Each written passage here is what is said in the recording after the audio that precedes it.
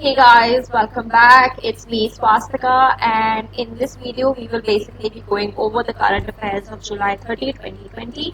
But before we move on, let me just tell you a little about myself. So, I have done my master's in political science from Jawaharlal Nehru University. I have also done my bachelor's in political science from Delhi University. And in case you like my content, please don't forget to subscribe. So first, obviously, we'll discuss some short news, and after discussing this, we would just discuss some of the news that has been put forward in the editorial page. So the major thing that happened today was that the NEP 2020 has been released. I have covered this extensively in the video that is just getting put up in the suggestions, and you should definitely go through it to get a fair analysis of what exactly is NEP 2020 and how is it different. The second piece of news that was there in the paper today is that 57% of people in Mumbai slums have antibiotics. This means that they are showing a seroprevalence, which basically means that 57% of the people in Mumbai slums got the virus, recovered from it, and are now developing antibodies.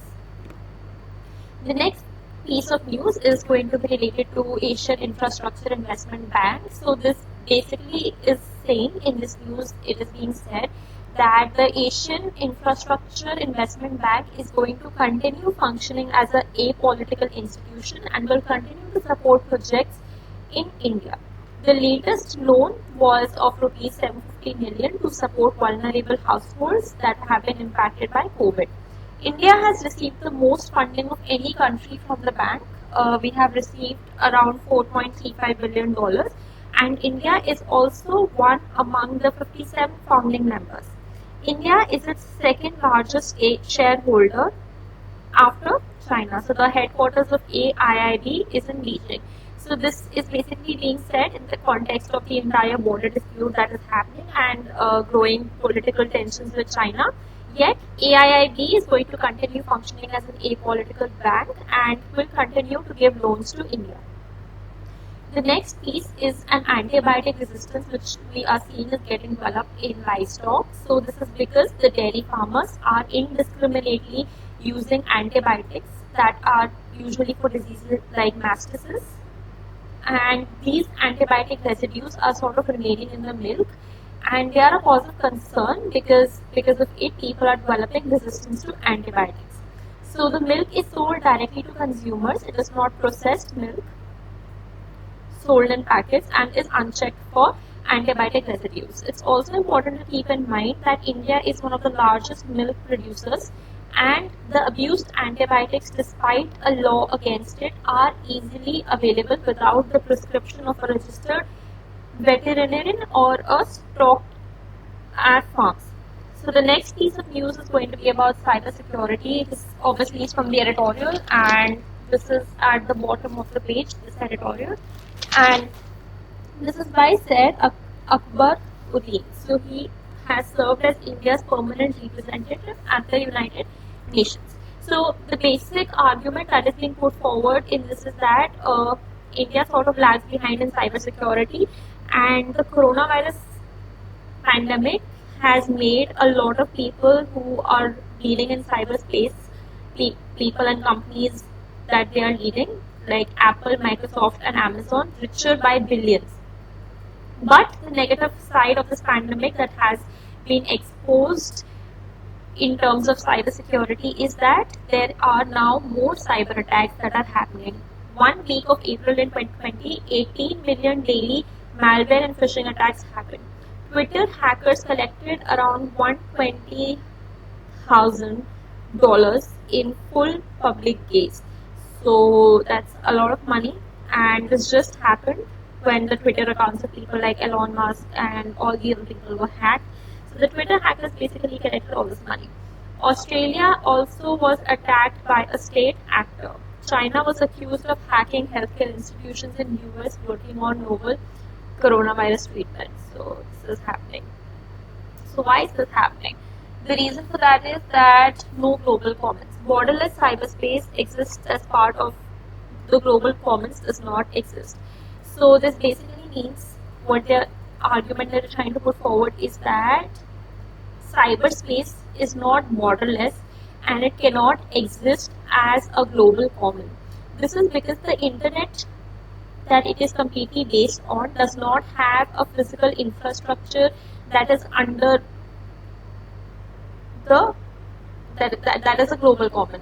So the infrastructure for the internet is basically under the control of a nation state.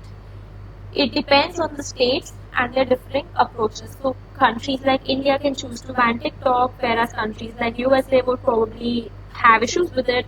But the entire infrastructure of the internet is under the control of the nation state. So it's not a global common, and there is no equivalent of WHO that can monitor, assess about fulfillment of state commitments. This basically means that there is no governing body that sort of looks over the internet and gives you the assessments of what is right, what is wrong, so on and so forth. Due to this, there is a search for the rules of the road of cyberspace, which is still ongoing. In 1998, Russia inscribed the issue of information and communication technologies in international security and UN agenda. Therefore, 6 group of governmental experts, 2-year terms and limited memberships have functioned. Open-ended working groups also began last year. Yet, issues like internet governance, development, espionage, digital privatization has been kept out. So even though a lot of work has been done, a lot of major issues have been kept out. And this is problematic because we need stronger cybersecurity and stronger rules of the road by which we can govern the next phase. So let's look at the Indian case. So India basically has a cyber footprint which is going to expand, and it's really going to boom as soon as India gets digitized.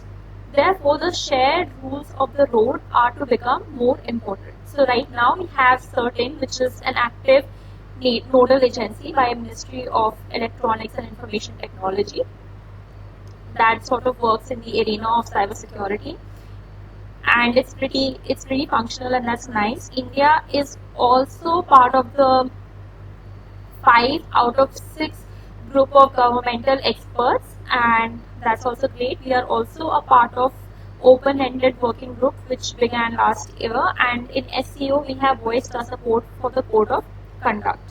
The Budapest Convention, which is the Convention of Cybercrime of the Council of Europe, is an option that, however, we need to examine. What exactly is this convention? So this convention or cybercrime is also known as Budapest Convention on Cybercrime, or the Budapest Convention. It is the first international treaty that is seeking to address internet and computer crime, cybercrime, by harmonizing national laws, improving investigative techniques, and increasing cooperation amongst nations. It serves as a guideline for any country developing comprehensive national legislation against cybercrime, and as a framework to international cooperation between state parties to this treaty. The Budapest Convention is also supplemented by a protocol on xenophobia and racism committed through computer systems. So this is pretty interesting, and this is an option that we need to definitely explore. Thank you for watching. In case you like my content, please don't forget to subscribe, and you can definitely connect with me on Instagram, or you can just put down your doubts and comments in the comment section below. Thank you.